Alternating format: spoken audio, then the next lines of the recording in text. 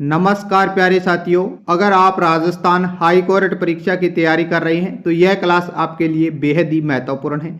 यह class CET, BSTC, Rajasthan की हर प्रतियोगी परीक्षा के लिए बहुत इंपॉर्टेंट है।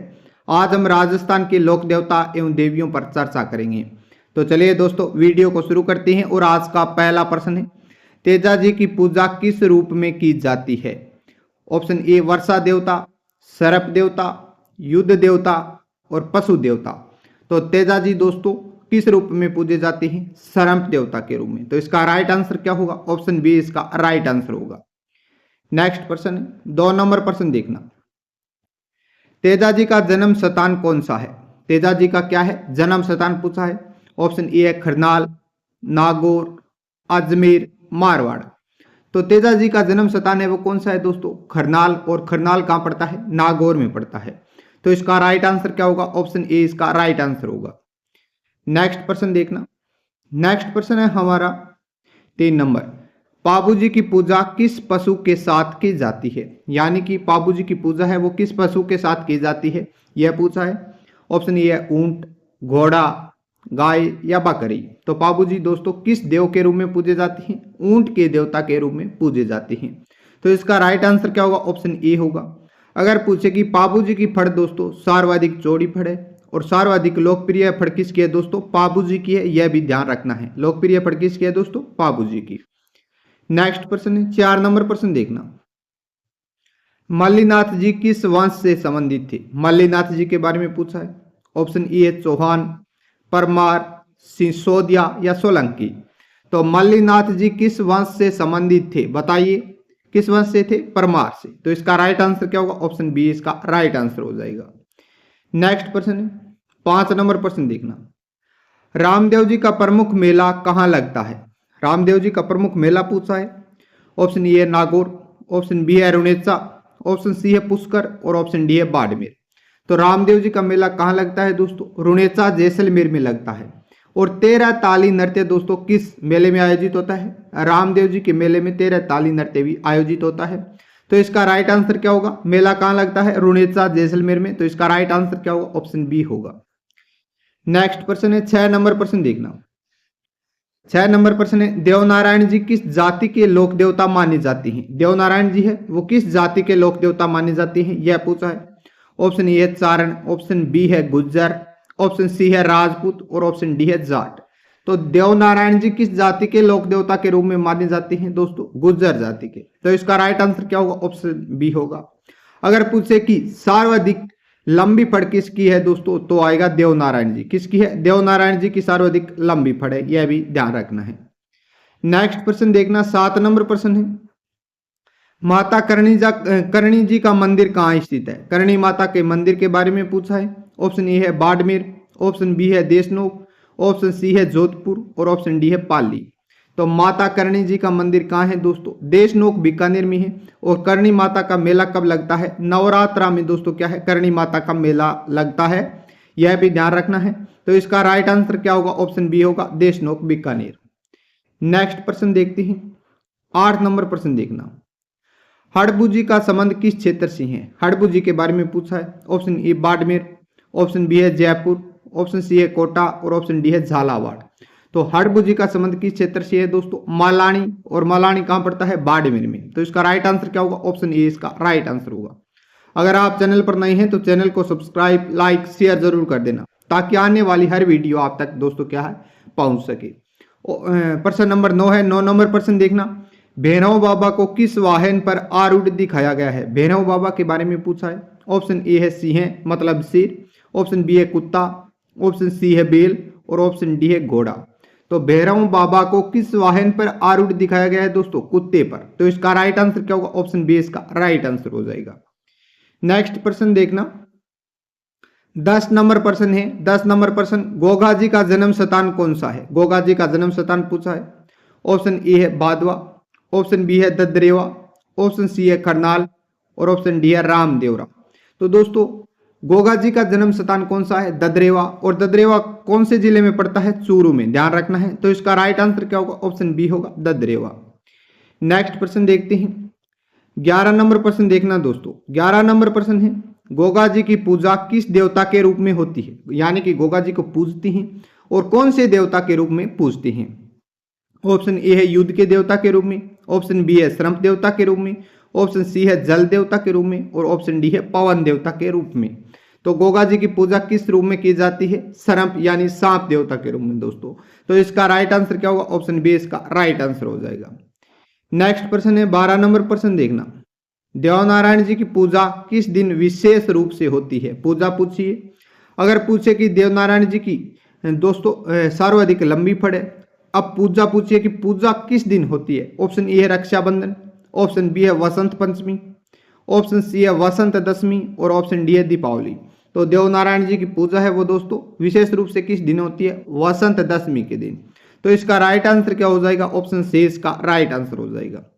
नेक्स्ट प्रश्न है 13 नंबर प्रश्न देखना, पाबूजी का मेला कहाँ लगता है। पाबूजी के बारे में पूछा है। ऑप्शन ए खरदाल, ऑप्शन बी कोल्लू और ऑप्शन सी है ददेवा और ऑप्शन डी है देशनोक।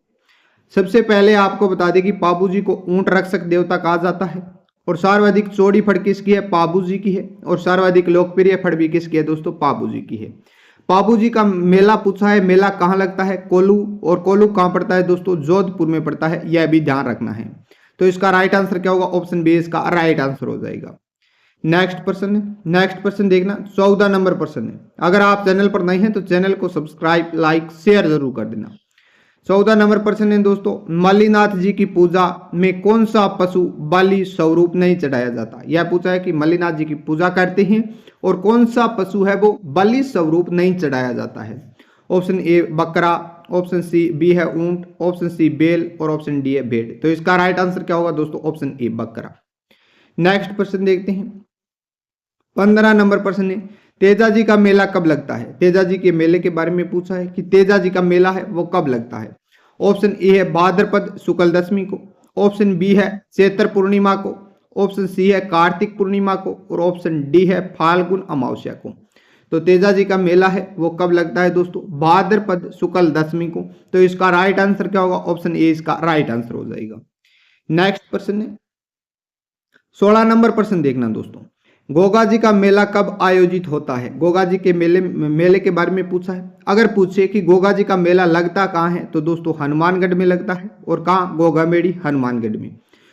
देखिए गोगा जी का मेला कब आयोजित होता है। ऑप्शन ए है भाद्रपद कृष्ण नवमी, ऑप्शन बी है चैत्र पूर्णिमा, ऑप्शन सी है फाल्गुन पूर्णिमा और ऑप्शन डी है वैशाख अमावस्या।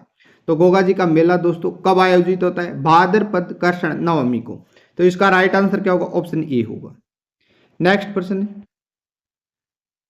17 नंबर प्रश्न देखना, भैरव पूजा में मुख्य रूप से कौन सा प्रसाद चढ़ाया जाता है।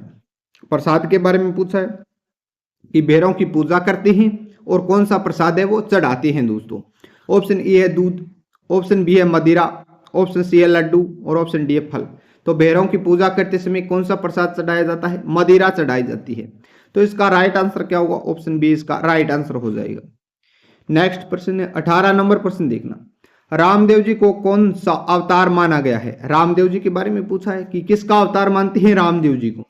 ऑप्शन ए है कृष्ण का, ऑप्शन बी है शिव का, ऑप्शन सी है ब्रह्मा का और ऑप्शन डी है इंद्र का। तो रामदेव जी किसके अवतार माने जाते हैं दोस्तों, कृष्ण के अवतार माने जाते हैं। तो इसका राइट आंसर क्या होगा, ऑप्शन ए होगा। नेक्स्ट प्रश्न है 19 नंबर प्रश्न देखना, करणी माता किस देवी का अवतार मानी जाती है। इंपॉर्टेंट प्रश्न है, करणी माता के बारे में पूछा है। करणी माता का मंदिर कहाँ है, देशनोक बीकानेर में। करणी माता की पूजा दोस्तों कब होती है, नवरात्रों में। और करणी माता का जो दोस्तों मेला है वो भी कहाँ लगता है दोस्तों, देशनोक बीकानेर में। चूहों वाली देवी किसे कहते हैं, करणी माता को। करणी माता किस देवी का अवतार मानी जाती है यह पूछा है। ऑप्शन ए है लक्ष्मी, ऑप्शन बी है दुर्गा, ऑप्शन सी है सरस्वती और ऑप्शन डी है पार्वती। तो करणी माता किस देवी का अवतार मानी जाती है, बताइए, दुर्गा का। तो इसका राइट आंसर क्या हो जाएगा, ऑप्शन बी इसका राइट आंसर हो जाएगा।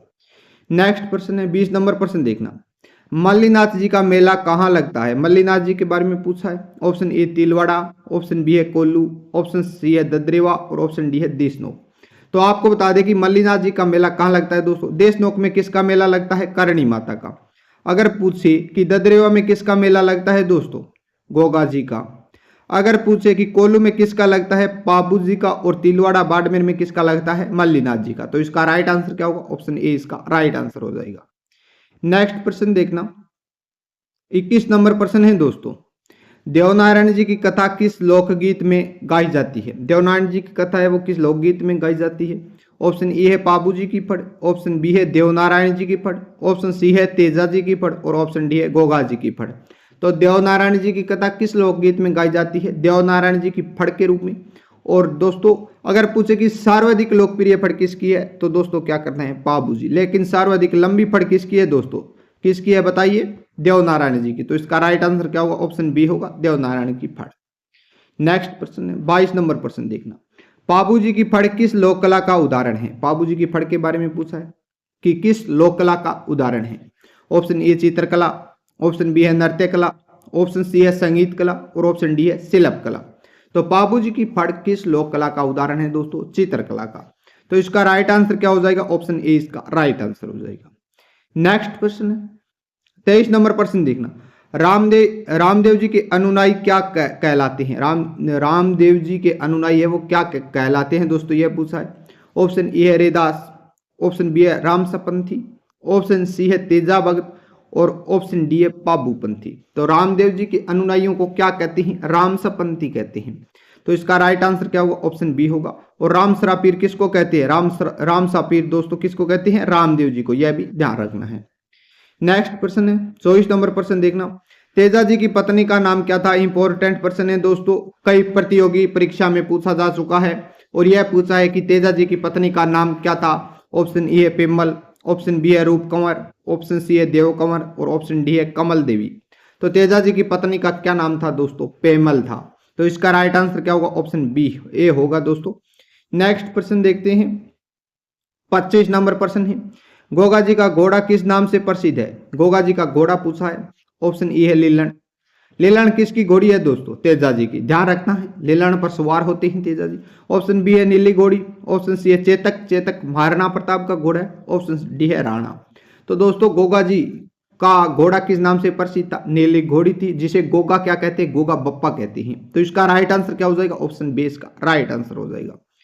नेक्स्ट प्रश्न है 26 नंबर प्रश्न देखना, देवनारायण जी का प्रमुख स्थान कौन सा है। देवनारायण जी के बारे में पूछा है कि प्रमुख स्थान जहां पूजा होती है, जहां मंदिर है, वो स्थान बताइए। Option A Asind, option B है मालासर, ऑप्शन सी है आसपुर, और ऑप्शन डी है आसिंद भीलवाड़ा।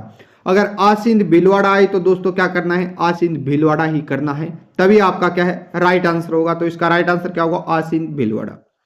नेक्स्ट प्रश्न 27 नंबर प्रश्न देखना, पाबू जी किस लोक कथा से जुड़े हैं। पाबू जी के बारे में पूछा है। ऑप्शन ए है पाबू जी की फड़, ऑप्शन बी है देवनारायण जी की फड़, ऑप्शन सी है गोगा जी की फड़, और ऑप्शन डी है तेजा जी की फड़। तो पाबू जी किस लोक कथा से जुड़े हैं दोस्तों, पाबू जी की फड़ से। तो इसका राइट आंसर क्या होगा, ऑप्शन ए इसका राइट आंसर हो जाएगा। नेक्स्ट प्रश्न देखते हैं 28 नंबर प्रश्न देखना, भैरव पूजा का संबंध किस संप्रदाय से है। भैरव पूजा का पूछा है कि भैरव पूजा का संबंध है वो किस संप्रदाय से है। संप्रदाय पूछा है। ऑप्शन ए है वैष्णव, ऑप्शन बी है शैव, ऑप्शन सी है शाक्त, और ऑप्शन डी है जैन। भैरव पूजा का संबंध किस संप्रदाय से है, शैव से। तो इसका राइट आंसर क्या हो जाएगा, ऑप्शन बी इसका राइट आंसर हो जाएगा। नेक्स्ट प्रश्न 29 नंबर प्रश्न देखना, तेजा जी को सर्पदंश से बचाने के लिए कौन सा वचन प्रसिद्ध है। वचन पूछा है कि तेजा जी को सर्पदंश से बचाने के लिए कौन सा वचन है वो प्रसिद्ध है।